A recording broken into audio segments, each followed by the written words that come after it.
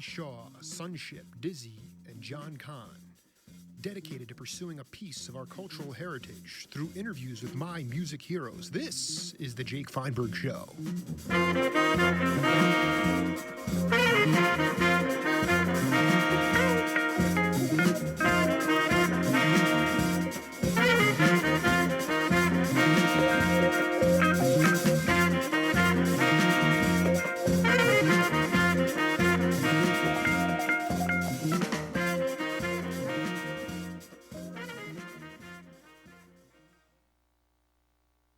Folks, welcome inside the Paris Sea Palace, high above 2919 East Broadway. This is the Jake Feinberg Show, coming to you live on Power Talk 1210. We are full-on extraterrestrial radio now, heard worldwide. Jackson Craft across the way, managing the board.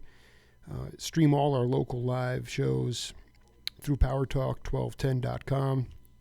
And we thank you for being part of the program today. And without further ado, it is my honor to bring in an originalist, a thrashing monster guitar player who cut his teeth on the bandstand in Southern California after being birthed in Brooklyn, eventually found his way to the Bay Area where he marinated in the musical culture for probably a couple of decades.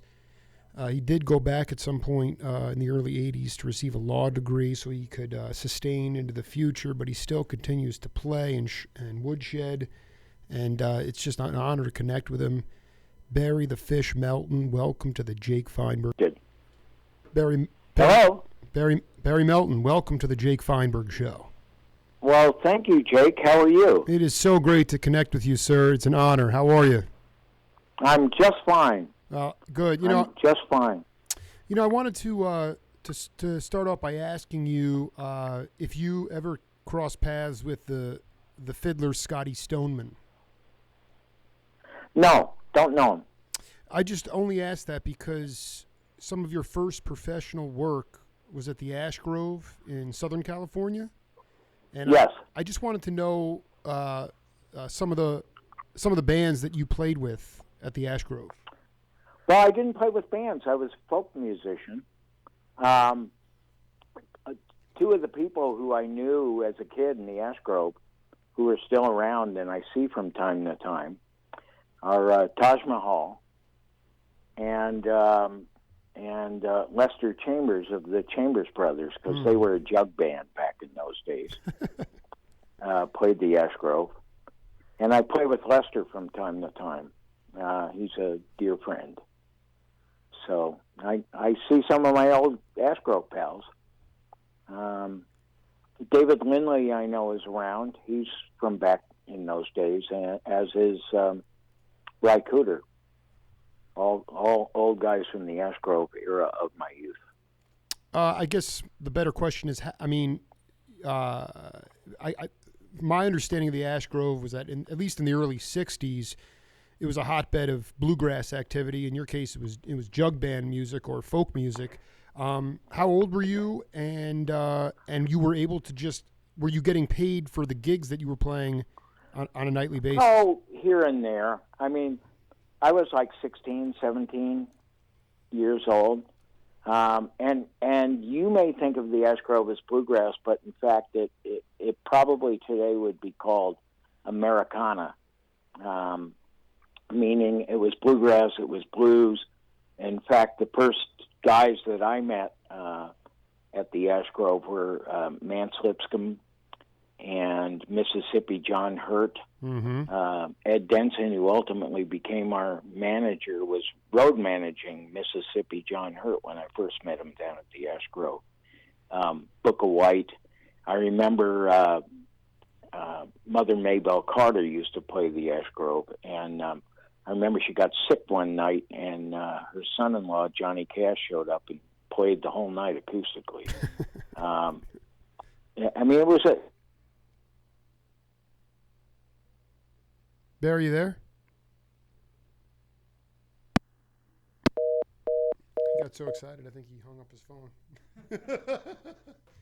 We're going to helter skelter here on the Jake Feinberg Show. We're going to retrieve Barry Melton. This is a father figure of folk rock music, and a guy who was born in Brooklyn but wound up in Los Angeles.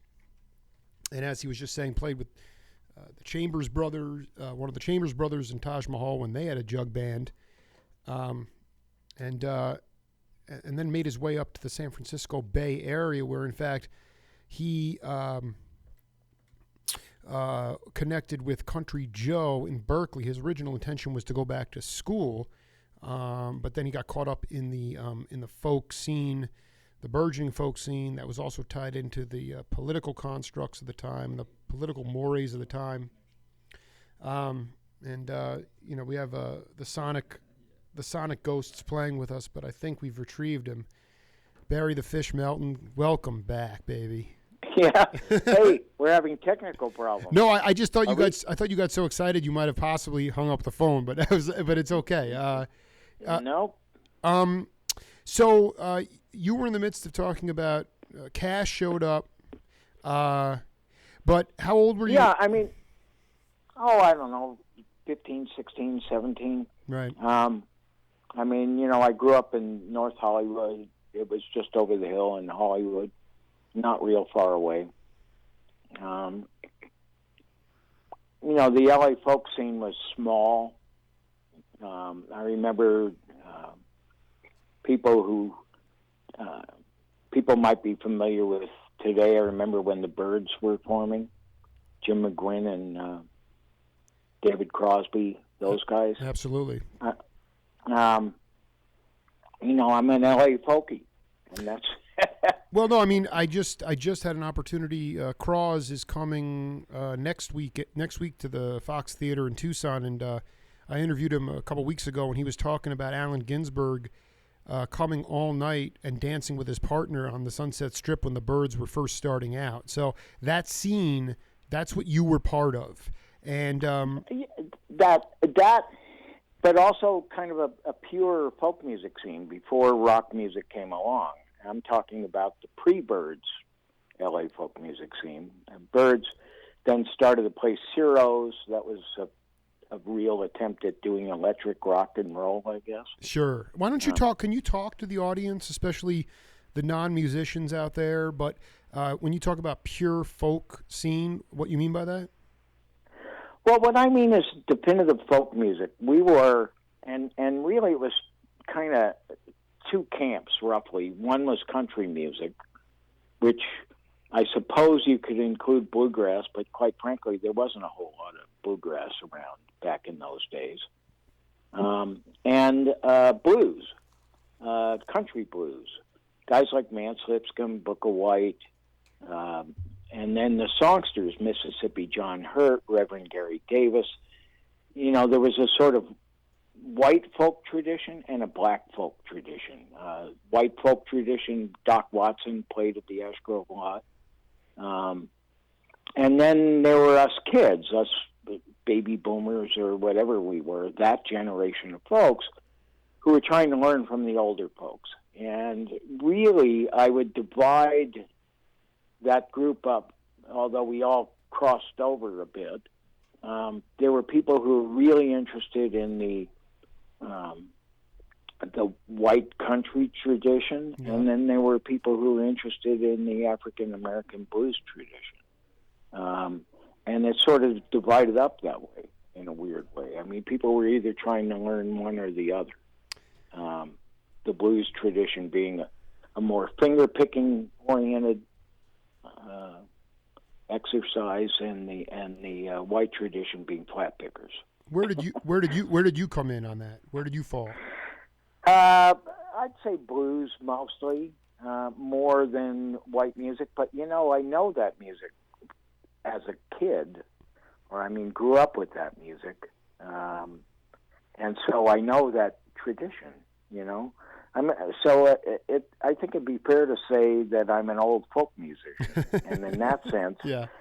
In that sense, I know the old white tradition. I know that I love the Carter family. I love the Stanley brothers. I have and besides, I'm a white guy. And my dad's from Texas, and when we lived in New York, we were neighbors of Woody Guthrie and his family. So I know, I'm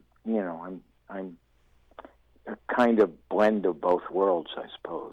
You are truly a hybrid of sorts. I've interviewed so many cats, Yorma, David Bromberg, guys that like would, or even Bobby Weir.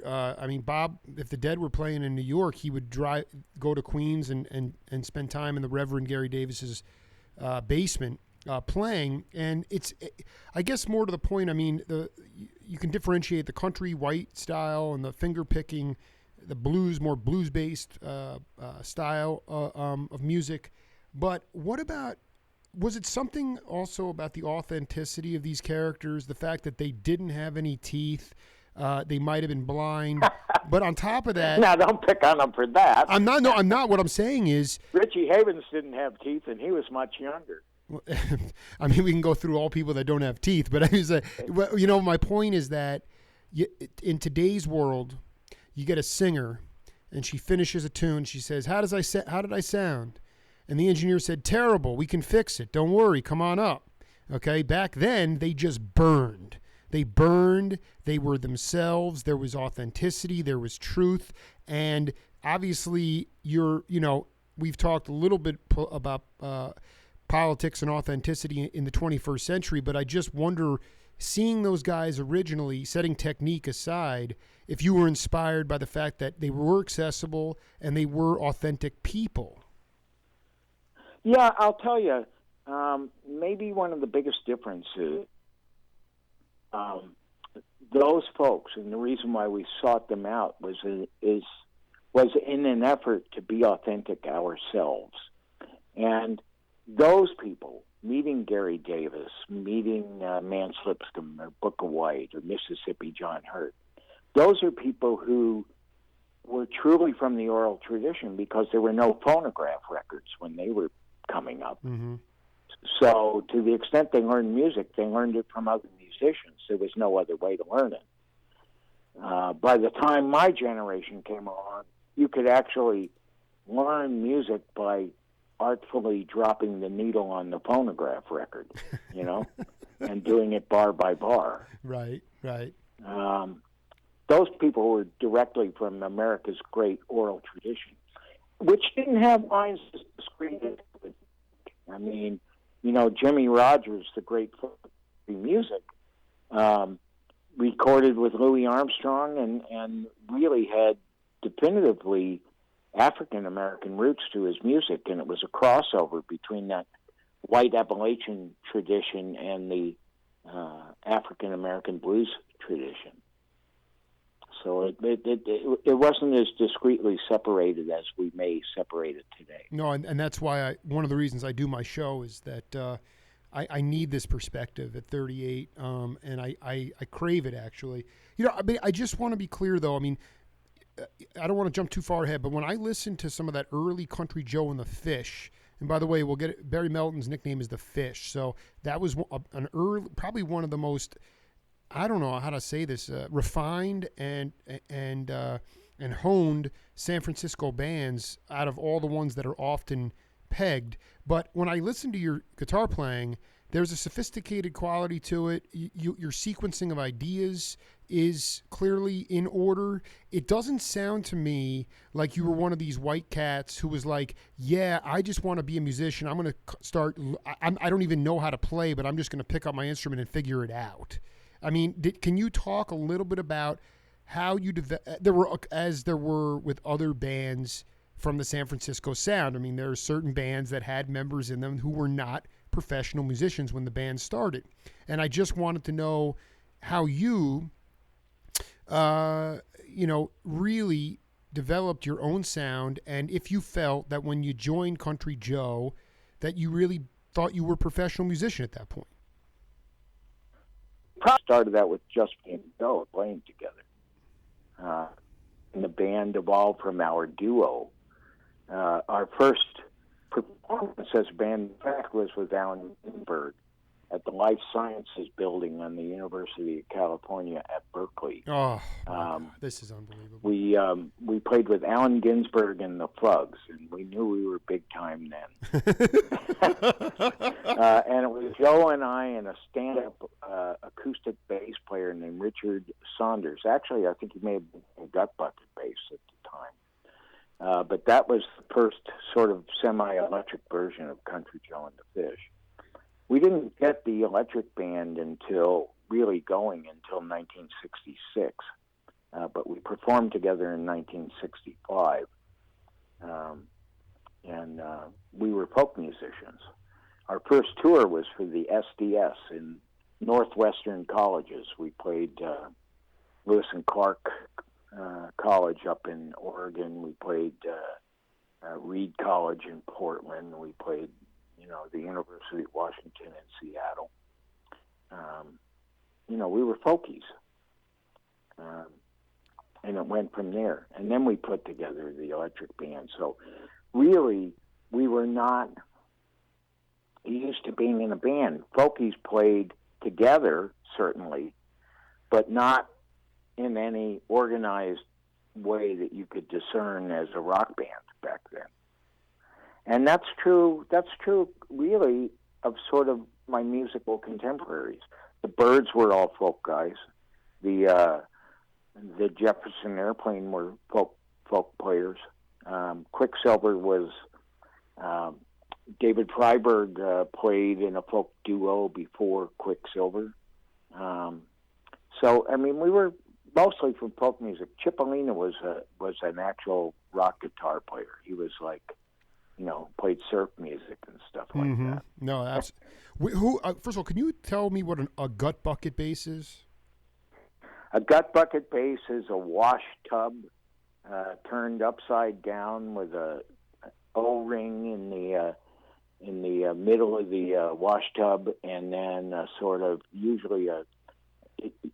traditionally a broom handle, but after a while people were buying fairly thick wooden dowels, and then running a string from that to the top of the wash tub. And as you pulled on it, it got tighter and made a higher note. And as you loosened it, it loosened and made a lower note. And you could actually play. Fritz Richmond, who played with the Queskin Jug Band. Queskin Jug Band, played a gut bucket bass. Unbelievable. Yeah, the gut bucket bass. I also, on that Northwest tour, you didn't happen to cross paths with Kathy McDonald at that point, did you? No. I mean, Kathy was but not back then. Right. No, I know she was up in that area, but I guess the other thing that I needed to talk to you about is you mentioned that you played with Ginsberg, but I wanted to know about the beat poets and writers that you really got off on, and if in fact they inspired you to be an individualist in your playing, because I've actually I've connected with guys from the rock movement, or the whatever you want to call it, from the late 60s, but in fact many of those cats were completely inspired by the poets and the guys who were cranking out prose, and I look at it now, I look at the time that we're in now, and it's a pretty vapid time when it comes to a substantial that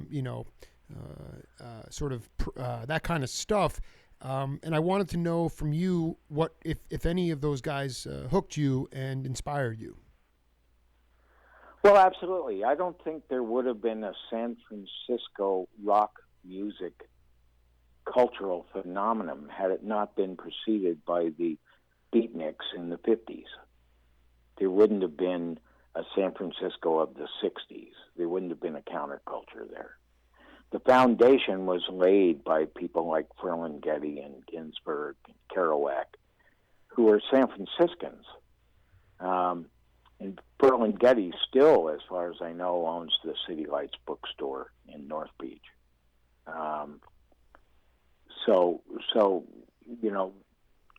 Culturally or counterculturally, the two scenes are dependent on each other, and hippies were definitely an outgrowth of beatniks, don't you think? In my research, even though I wasn't alive, I do feel like that. To me, I'm trying to figure out, because those cats were not, those cats, as far as I know, were not. They might have a jazz band.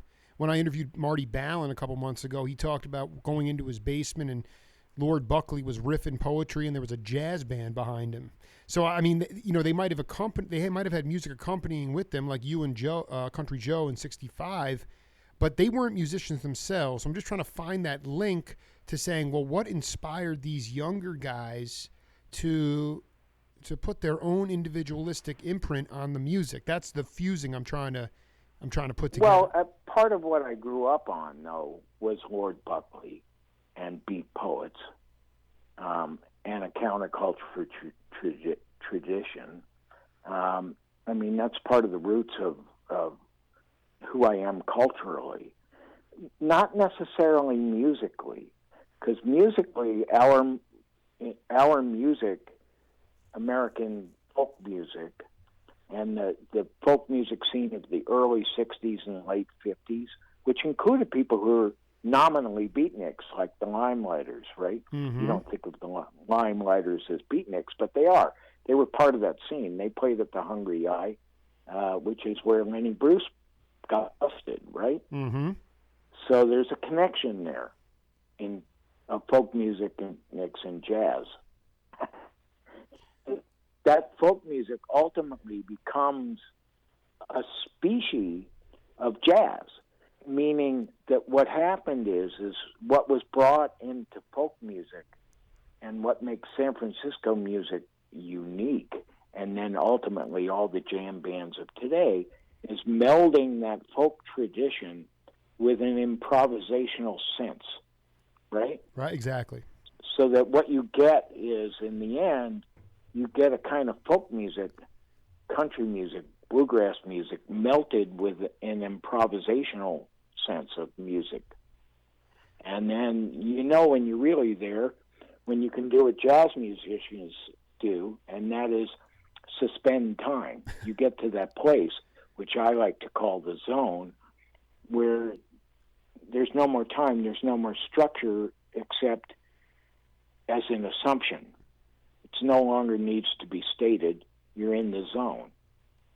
I don't know if I'm making any sense at all. Are you kidding me? This is what my show. Tell me about one of the early times in your career where you feel like you got into the zone, because that's not an easy place to be. You're talking about the jazz in the jazz sense of improvising off a theme, not reading. I am, only we're folk musicians doing the same thing. It's badass. It's so badass. That's why it worked.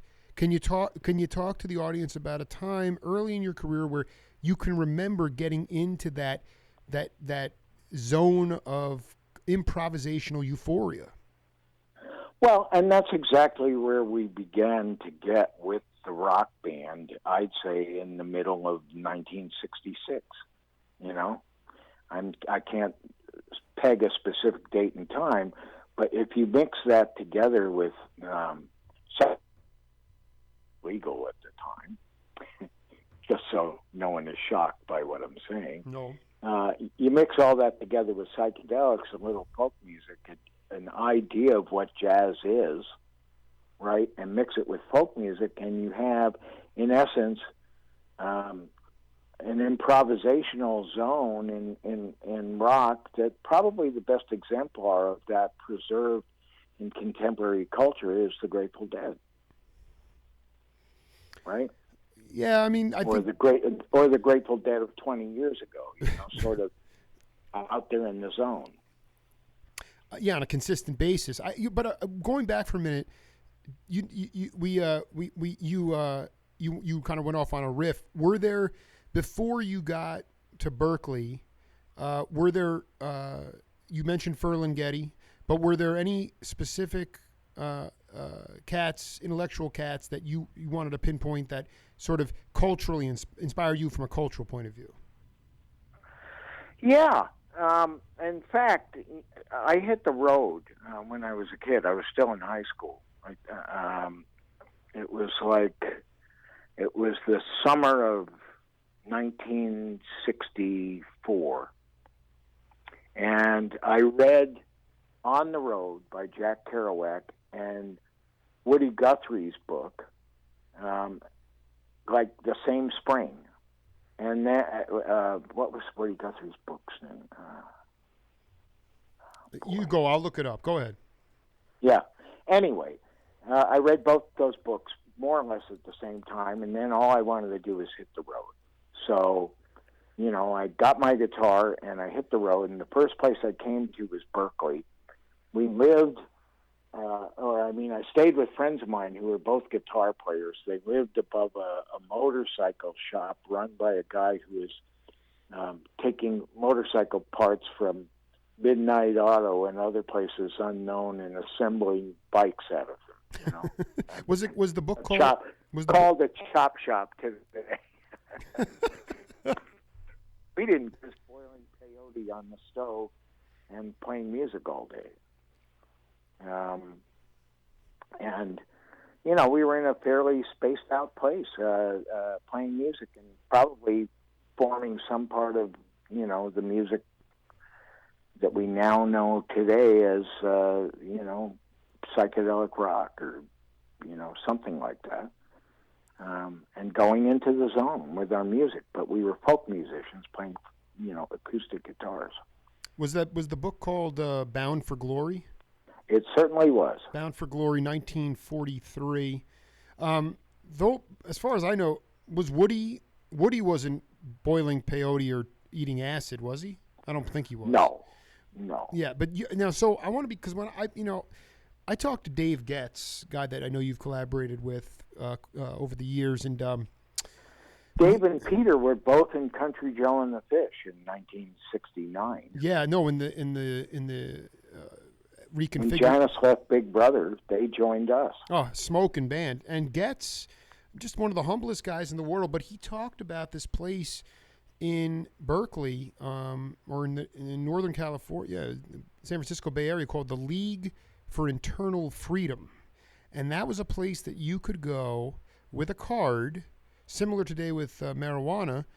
You could go with a card and get government-made pure LSD. And was it that was LSD that, I know it was free for a minute.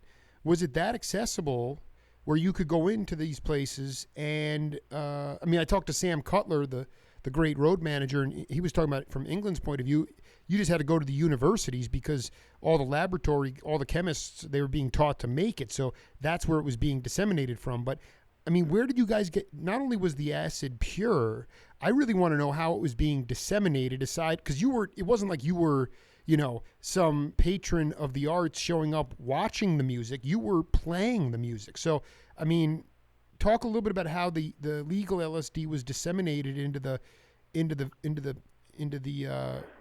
first LSD I bought was right next. It was this woman who lived right next to the North Hollywood, California police station, and I went over there and bought a bunch of Sandoz acid. It was like available, and it wasn't illegal. The word was the distribution was limited by the Food and Drug Administration, but there was no punishment for it. It was totally legal. I don't know where it came from. I wasn't part of the distribution chain. I was part of the consumption chain. No, yeah. Were you like? Because when I talked to Crosby, he was like, "Well, I was real tight with Owsley, so I had endless supply." But no, Owsley is much later. Right. Right. I'm talking about 1963. Would you say that it was Southern California? Would you? So you just happened to connect with a woman. You'd say that private people would just you would run into people and they say, do you want a dose? I got clean acid. Is that basically how it worked? Yeah. No, I know a person who lives next to the police station who sells it. And you'd go and buy it. It wasn't very expensive, and it wasn't illegal. It was not. It was not illegal. And talking to Barry Melton here, who's just cooking already on the Jake Feinberg show. But you said something so good a few minutes ago about fusing this, improvising off a theme in a folk setting. This is prior to plugging in, I guess, but really getting loose and in that zone. Can you talk to me and the audience about how LSD freed you up from your own internal restrictions or inhibitions, or how did it help you get to the zone? when you're playing. Well, let's understand each other. We knew what jazz was because culturally, jazz was counterculture. We knew what it was, and jazz. If you understand jazz, usually jazz standards are really the corniest songs. I mean, they really are. Absolutely. Like Funny Valentine or something. Right. But by the time you get to the middle of the song, you can't tell what it is necessarily because you drop the presumption of structure, and you know what you're playing, which helps, but it doesn't sound anything like the song you begin with. The same thing with rock, and you can do that to other kinds of music, and that's in essence what the music was driven to, because we understood what jazz was. It's just that nobody knew how to do that with sort of more traditional folk music. And what you do is in essence, when you're really in the zone, the structure exists, but it exists in your mind. You're no longer tied to it. Does that make sense? All right, keep going. You're rocking, man. Go. Well, I mean, this in a traditional jazz piece, you begin with, I don't know, chestnuts roasting on an open fire, and then you play that maybe for a verse or two, and then there's a point where you begin leaving the structure behind, maintaining it in your head, and not playing it anymore, playing around it. And so what you're playing has that chord structure or that rhythmic structure or melodic structure, but that you get to the point where the structure is only an assumption. Everybody knows where it is. You keep it in your mind, but you're no longer playing it. You're playing whatever you want, but you're letting the chords change in your head, not with your instruments anymore. No, I just interviewed John Luke Ponte a few days ago, and this is what he said about, and I want to see if this lines up with you. Most of the themes in jazz were taken off of, this is in the 50s and 60s, most of the themes were taken off of Broadway musicals. They were easy songs to follow in terms of melody. Once the melody is played, musicians go back to the top of the song and start improvising instead of playing the melody as written. You create new variations and melodies. He was talking about what Coltrane, when he first saw Train, it blew his mind because Train wasn't playing the note that was self-evident. He was playing flurries of notes around that, creating new harmonies. Exactly. Yeah, exactly. But he knew what the structure. He maintained the structure in his head, and was playing anything but the structure. Exactly.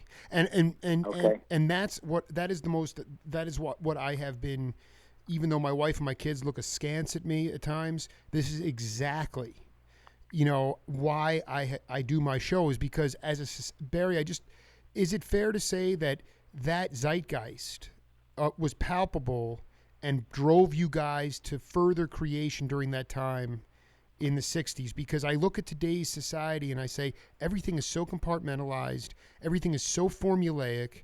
There is to me, the languages of music have been stifled by all this stuff, and I want to know if that's an accurate way to look at it, because I was not around when you were doing this stuff.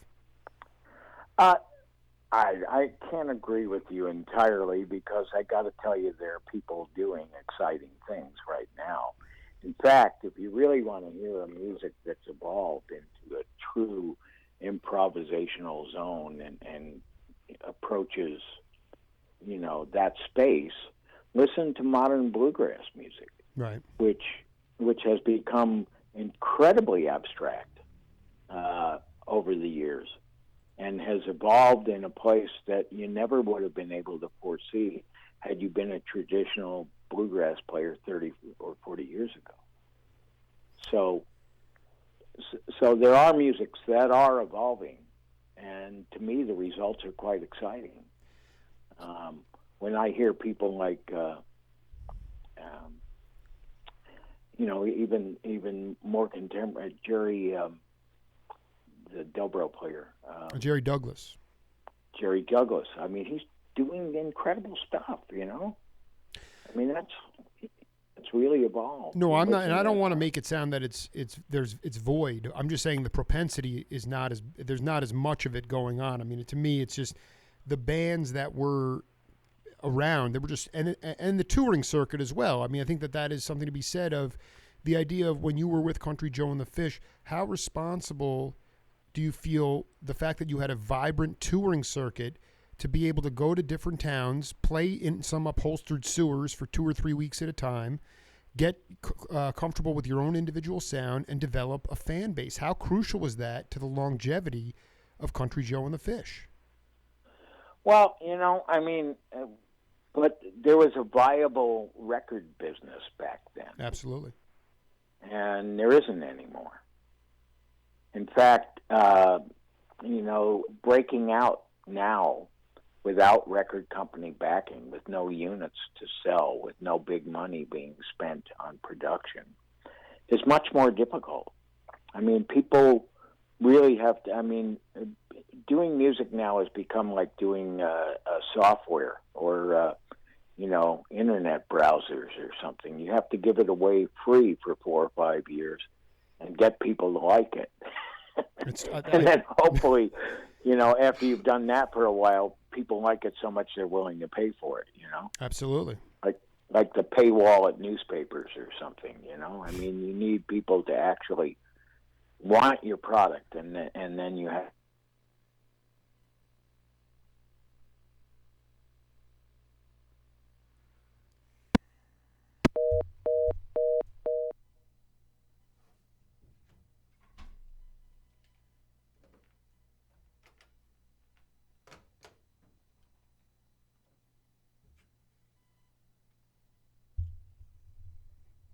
Talking to the Fish, Barry Melton here. We keep having dropped phone calls. We're going to get him back on the line. We got Curtis Sonny Folks coming up later in the program at about 1:15. A great trombone player in the same vein as Curtis Fuller and those cats. But looking forward to reconnecting with Barry Melton here on Power Talk 1210, full extraterrestrial radio. Jackson Kraft running the board as we try to reclaim the Fish. Barry Melton.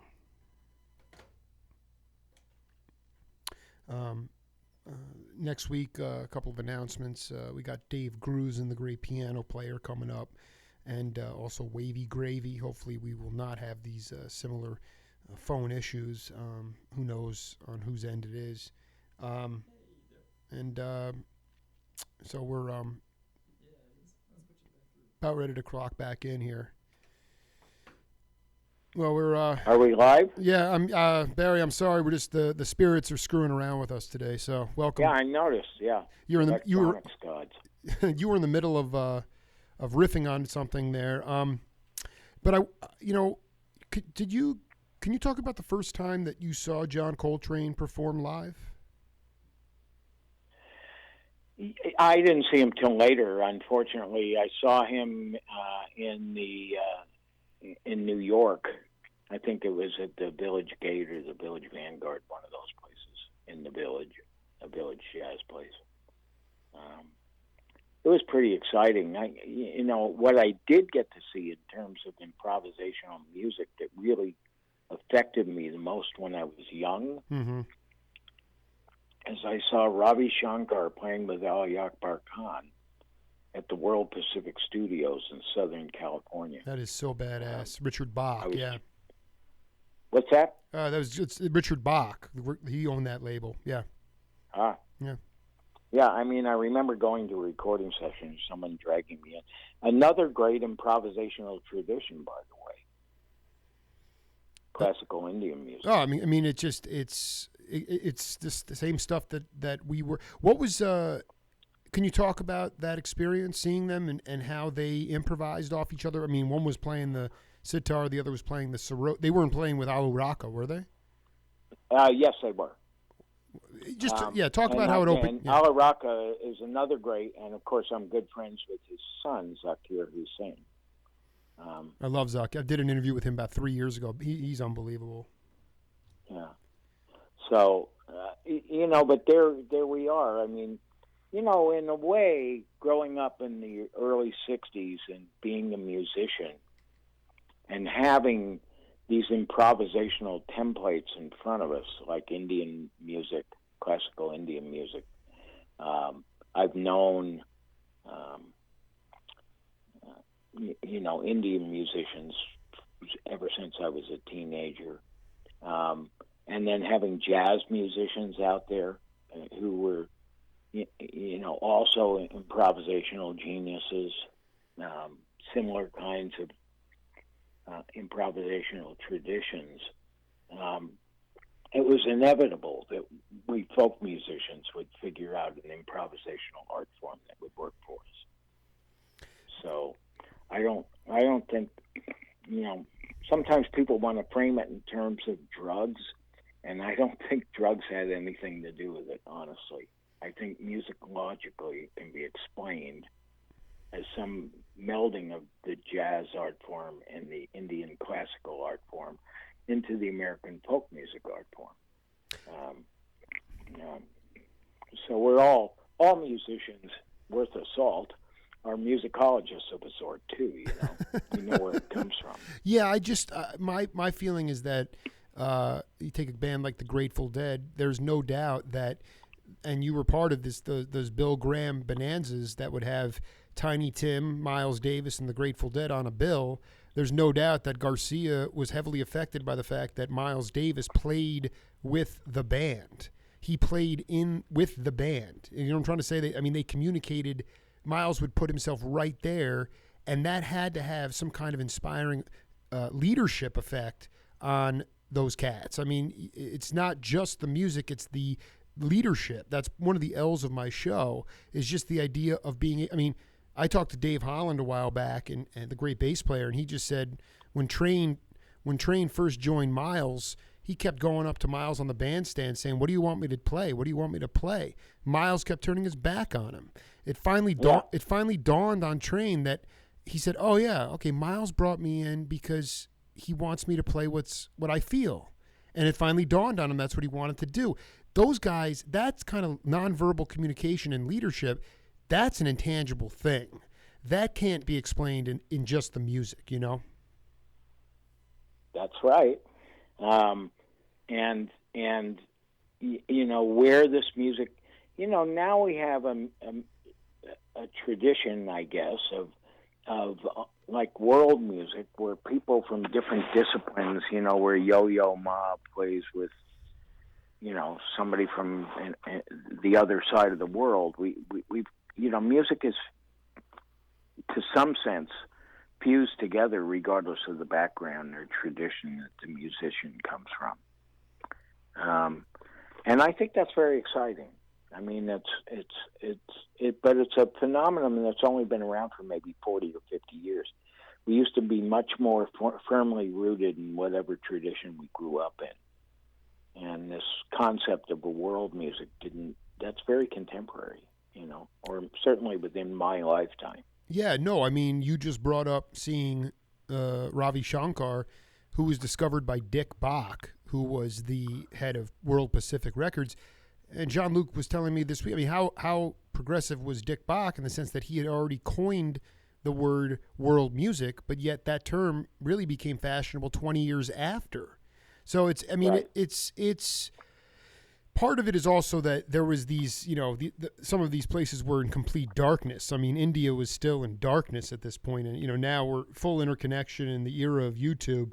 I also wanted to ask you, I know you're, a lawyer, and you spend obviously quite a bit of time pouring your heart and soul into that. But can you talk a little bit about the seed that you and Country Joe planted in '65, and how that at the time seeds were allowed to germinate and eventually spawn and grow, and the music would grow? Because when I interviewed Zakir on New Year's Eve 2012, he just said one of the biggest issues going on today is that, there's no time for these things to take root anymore. You plant a seed, you plant a new seed, then you plant a new seed, then you plant a new seed. There's no time for anything to germinate and cultivate and grow because of the speed and the sort of, you want to call it anxiety, or the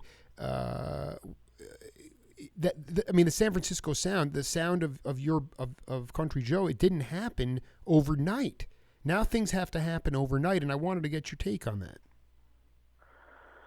Well, part of it is, I mean, the reason why we came to San Francisco, the whole idea is because it was cheap, there was space, and you didn't have to be in a hurry. Survival was fairly easy, I remember I used to run out of money. I'd get a job for a week and then quit the job, and I'd have enough money for a month. Right.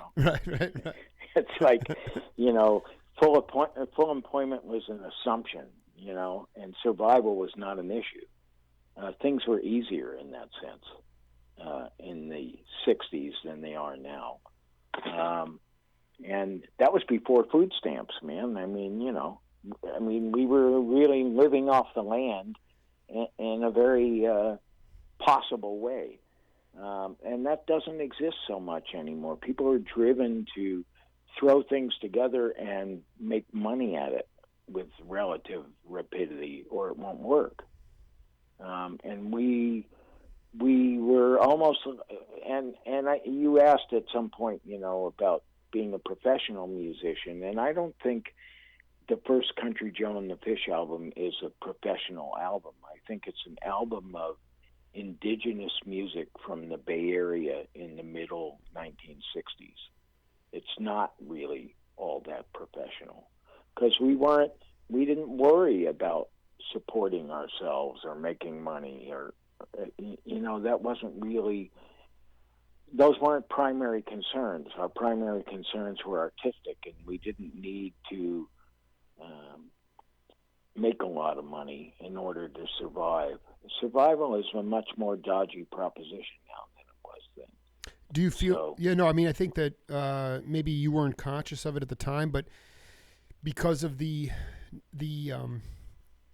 fact that you were living off the land and you were not overwhelmed by the cost of living, you guys were able to drive your spiritual force into actually becoming better musicians, right? You didn't have to worry about putting money on the table. You could go out for a week and grab a gig, but you could ultimately really hone your skills and pour your heart in. The focus was on not just technique, but feel.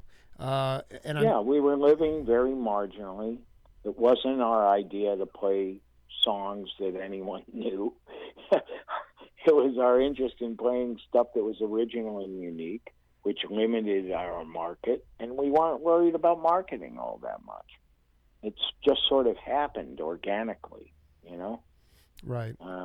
We didn't sound like anyone else, that was for sure. No. And I mean, even the other rock bands, we didn't sound like anybody, Can you talk? And occasionally someone would say, "Oh, we're booking a rock band." We'd show up someplace and they go, "What are you people doing? Why don't you play, Roll Over Beethoven or something?" And we'd go, "Hey, man, this is what we do." Can you talk? I think it's really interesting what you just said. I mean, couldn't you speak specifically about one particular track or piece of the music that you're referring to when you talk about the indigenous sound of the first album? Yeah, we were people from the Bay Area, and we were interested in playing our own music. And there weren't any defined limits to rock and roll in those days anyway. I remember when Bruce Barthol left our band, our first bass player, we were looking for a bass player, and there really weren't any bass players around. I mean, we didn't, it was hard to find somebody to come audition to play with the band, because being a rock and roll musician wasn't like a profession, Right. It wasn't even an avocation. There weren't any, I mean, there were people around that could sort of do that, but it wasn't like anything that anybody necessarily knew how to do. I mean, it was an art form practiced by very few. It wasn't common. you know. Nowadays, if I put out a word for a bass player, we'd have, with a band where people were actually making money, we'd have, the lines would be out the door. We'd have to pre-qualify them or something, Yeah, no. When you said that it was not a I was just, when you said that the album was not what you would consider professional, I just was thinking, was it like a Charlie Parker kind of thing where there might have been a note flubbed somewhere, it wasn't refined, it wasn't polished? Is that what you're getting at? Yeah, I mean, we weren't doing anything that had a definition. I mean, put the album on sometime, play section 43 and tell me what kind of music that was. Well, I listened to that this morning. Right. I mean, I don't know where we were coming from. Nobody else did either, And believe me, when we started playing stuff, somebody had they thought they were hiring a rock band, and we'd get up there and play that, There were people who got really angry at us. I mean, I remember being in an armory somewhere in the East Bay, we're playing the traditional, one of those places where the thing was is some loud band got on there, mm-hmm. and then people in, Plymouth 383s drove around the armory in the parking lot, and then they had the music inside. And they hired us, they thought they were hiring a rock band, and then we get up there and start to play that stuff. And, fist fights would break out, and the promoter would get real mad. It was weird. Yeah, it kind of sounds like a Donald Trump rap. No, I'm kidding. That's unbelievable. People would actually, because they were pissed off because they thought they were getting something else. That's why they thought they were hiring a rock band. I mean, I guess we were a rock band, but we were playing this weird music. But also, were the messages bothering people? No. I mean, I think what you were supposed to do at a rock band gig is, play stuff that had a backbeat and kept chugging along, and people could have fist fights and they wouldn't pay much attention to it. I mean, it wasn't like it is now. It wasn't. First of all, it wasn't even considered music until a couple of 3 years into my.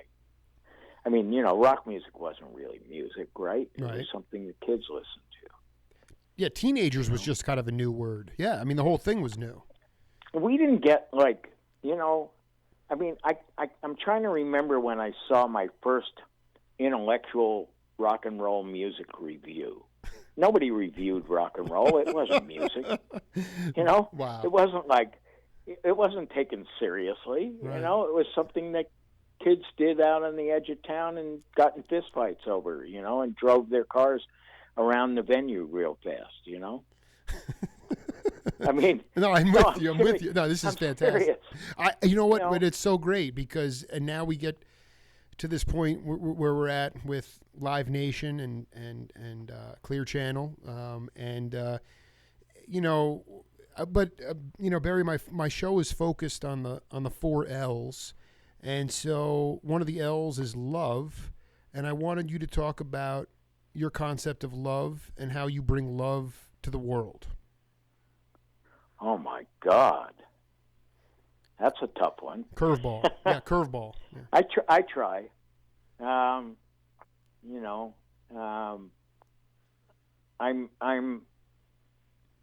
also a public defender, so part of my commitment is to defend the defenseless and speak truth to power.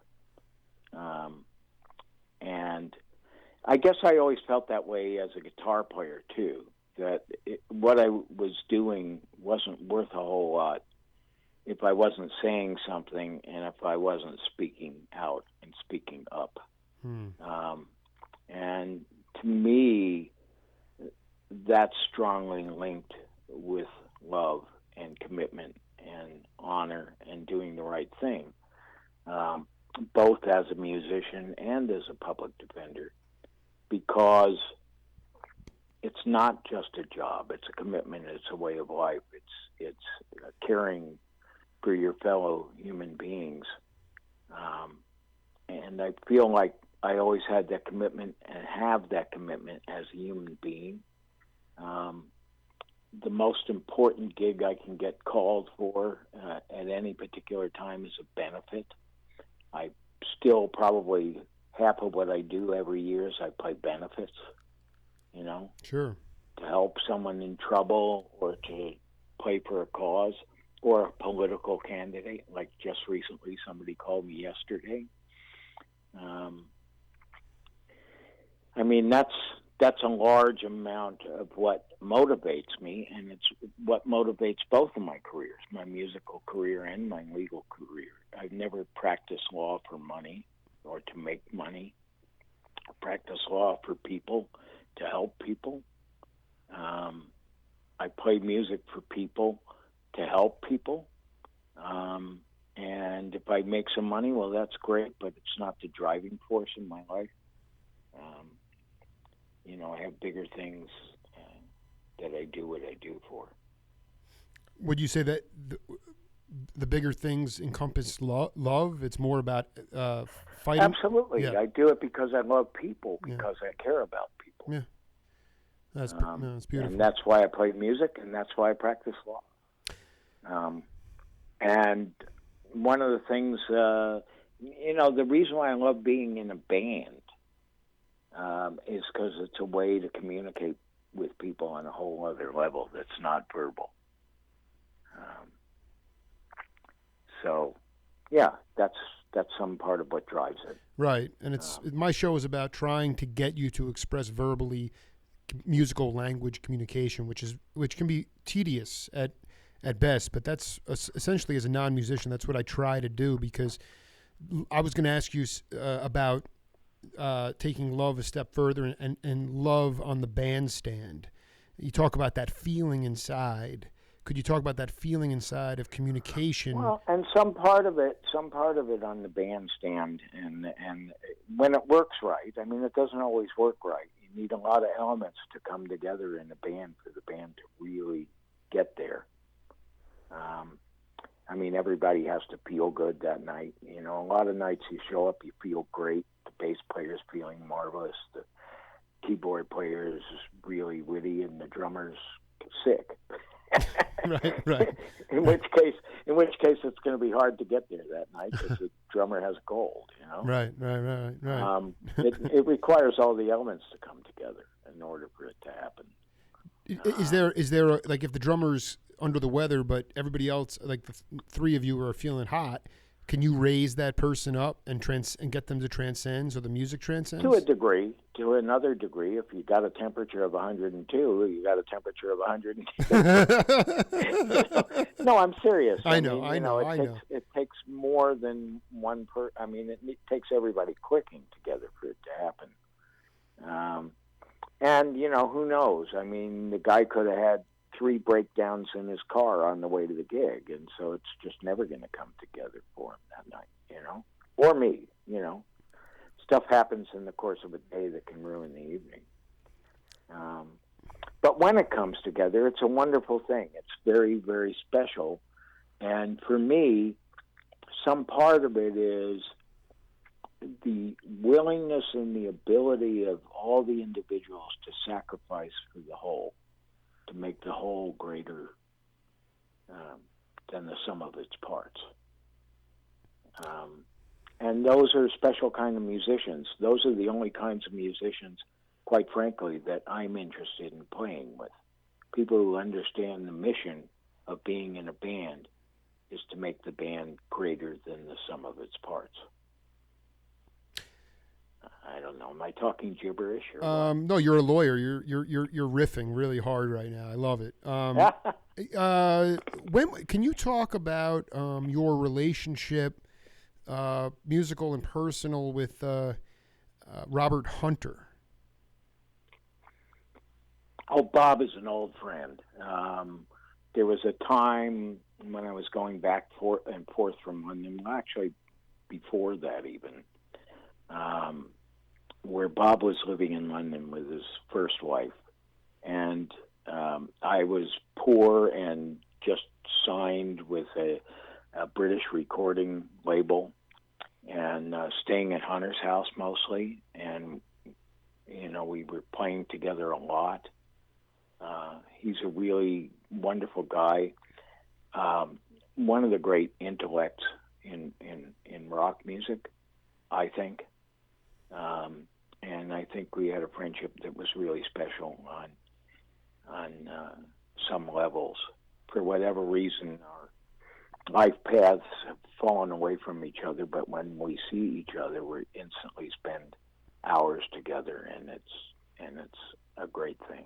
Did you you collaborated with him quite a bit on some of his albums? Obviously, you were in the Dinosaurs together, but can you talk about the intellect that he brought?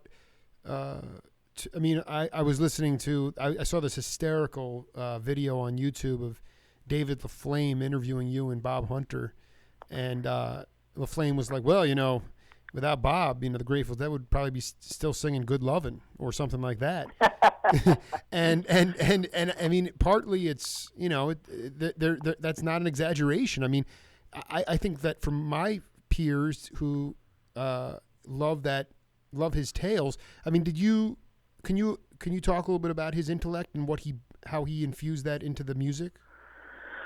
Well, more than intellect, Bob, in all the years I've known him, is a committed writer. And in order to be a committed writer, you have to sit down and write every day. And as long as I've known Bob, he's had that commitment. He's willing to wake up in the morning, sit down in front of the blank page, and do something new. And takes it very seriously as a job, If you're really going to be a writer, you really have to write all the time, 5 days a week, whether you feel the muse on your shoulder or not. Mm-hmm.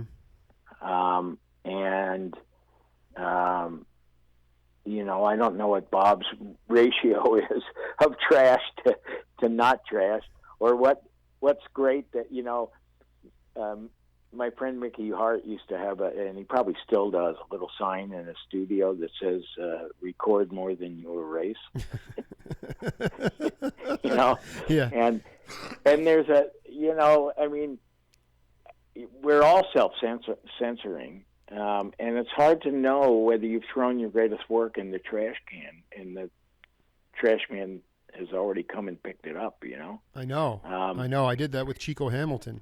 I feel. No, I'm kidding. No, I mean, it's true. I mean, I know exactly what you're saying, but it almost. He's such a. It was just to see the two of you in that video chuckling. I mean, it wasn't even. It just, you could tell you guys were, just very fond of each other. What British label are you referring to, by the way, that you were signed to? I was signed to United Artists in London. What year was this? 1974, maybe. Wow. 70, or is that too early? No, I think it's around like 1974. I was going in and out of London. I was doing 6 weeks in, 6 weeks home in San Francisco. I was and I did that for a couple of years, where I was over in London. Well, not necessarily London, but the United Kingdom and the continent, and then out for 6 weeks, and then home for 6 weeks, back and forth. Could you talk about? I mean, you've been a band leader. One of the L's on my show is leadership, and I feel like we're living through a time in our society in general where there's just not a lot of authentic leadership. And I wanted you to talk to the audience about a couple of intangible leadership qualities that you think are extremely important, not just in a band, but if you want to raise your family, if you want to cultivate a friendship. And as a subset to that, can you talk about a cat that you might have seen early on in your career that exhibited some unorthodox leadership tendencies that inspired you? Yeah, and I can talk about it too in the sense that I was a county public defender. I had an office where I had 25 lawyers working for me, investigators and secretaries and so forth, in a more traditional setting. So I've done leadership in the public defender end of things, and also in the musical end of things. And I think the most important thing that you can do as a leader is let people do their best and stay out of their way.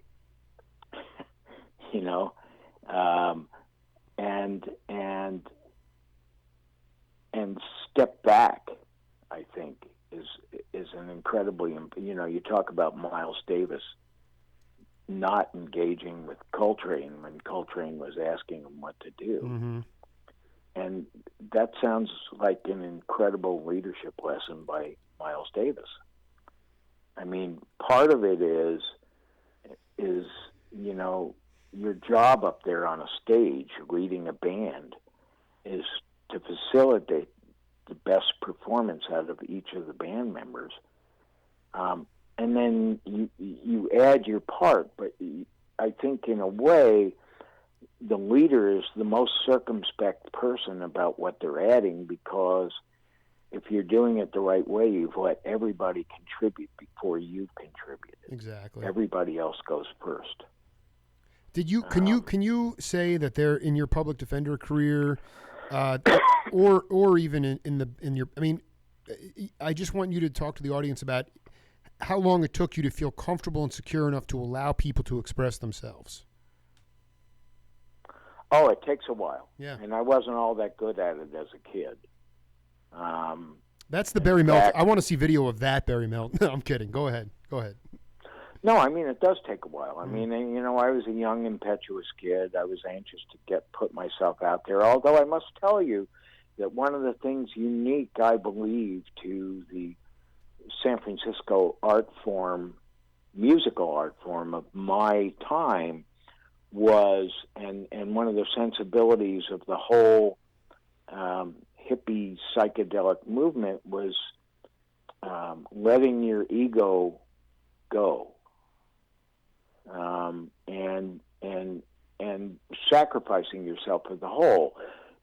Great music and great musicians are people who get up there and they're selfless. They understand that the job of a good musician is to listen and play only as much as is necessary in the configuration that you're in.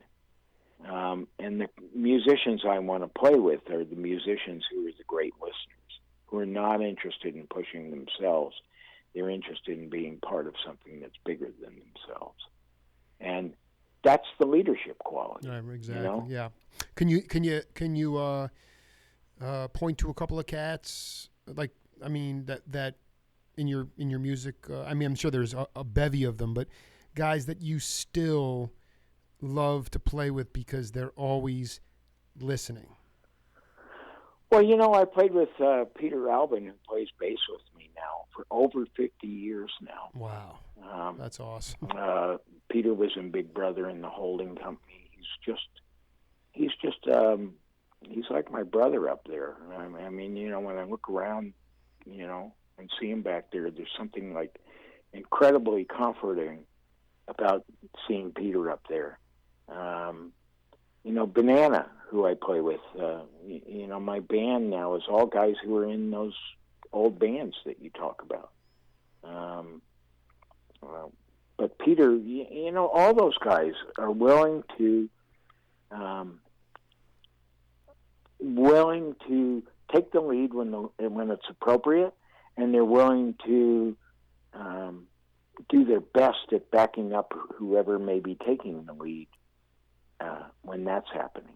I mean, you need to be both a leader and a follower. Any leader, the best leader is also the best follower. Mm-hmm. Does that make sense? I think it. I think you could extrapolate on it, but I think that I think it would go over a lot of people's heads today, in not just in this country but in the world. I don't think they'd understand it. I think if you could flesh out how being a good leader includes being a follower, that would be great. Oh, absolutely. When you're bringing out the best in people, You're not only dragging them along, you're pushing them forward. Mm-hmm. And probably the most valuable leadership quality is pushing others forward so that you're getting the best out of your team. And we see that, on sports teams all the time. A truly great sports team is a team of support personnel who know how to provide support and they know how to receive support. That's the greatest leadership quality, is the quality that provides the support to others in whatever they're doing and makes the people on the stage with you the best they can be. And the music and the players have to subjugate themselves to the music. It's the music that we're there for, not ourselves. I'm going to save the other two L's for part two, Barry. But before we wrap up here, one way that I support my family is by selling lots of records on eBay. And I need you to enlighten me about something. I found an album here that I bought for 25 cents. I sold it for $185. Oh, my God. It includes John Cipollina, Barry Melton, Mickey Hart. It is a 45 on Nasty Records called Teacher. It is one of the raunchiest albums I have ever heard, and I am much richer for it. Can you talk about that album? No, I have no idea what you're talking about. It's a 45 on Nasty. It says ultra rare, early 70s original pressing of a dirty X-rated. I heard you, but I have no idea what you're talking about. Does it have Mickey Hart's name on it? No, but... Does it have John Cipollina's name on it? Well, I guess somebody was smart enough not to put names on it, but there's enough information. I just, if you don't want to do it, if you don't want to get into I deny any involvement in that. Okay. All right, man. As would any... First of all, Cipollina doesn't have to deny it because he's been dead for 25 years. But nobody... I don't know any of those people who were on that record, and I don't even know about that record. I'm not sure I've ever even heard it. Well, I'll tell you, if I ever find another copy of it, I'll make sure to send it to you. Okay. Yeah, there's definitely some Melton-esque noodling going on there, and it's got. Oh, you got to be kidding me. Yeah, you're probably mistaking me for Cipollina. A lot of people did, other than the fact that he was skinny and I'm not. That's just one of those things that I'll just have to keep digging deeper on. But Barry, I just, we cooked for about, with the exception of the drop calls, we just went for about 75 minutes here. I really enjoyed it, man.